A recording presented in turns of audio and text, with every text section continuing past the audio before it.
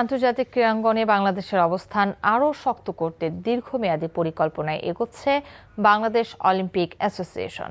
সকালে সেনাপ্রধান জেনারেল ওয়াকারুজ্জামানের সভাপতিত্বে শরীয়তপুরের পদ্মা রিসোর্টে সংস্থার কার্যনির্বাহী সভায় ২০তম এশিয়ান গেমস, চতুর্থ ইউথ অলিম্পিক, ২৩তম কমনওয়েলথ গেমস ও ১৪তম সাউথ এশিয়ান গেমস নিয়ে বিভিন্ন পরিকল্পনা গ্রহণ করা হয়।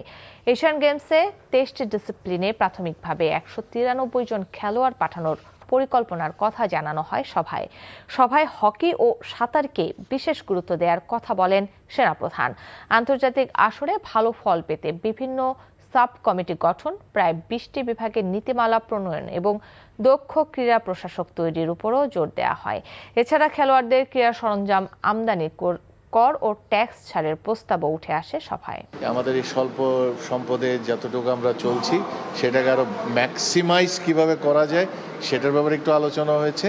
আশা করি এই বঞ্চনা কোনো এক সময় ঘুচবে এবং সেটার আসার জন্যই তো আমরা সবাই প্র্যাকটিস করছি, সবাই আমরা আন্তরিকভাবে নিজেদেরকে নিয়োগ করছি। আশা করি there will be a good future ইনশাআল্লাহ।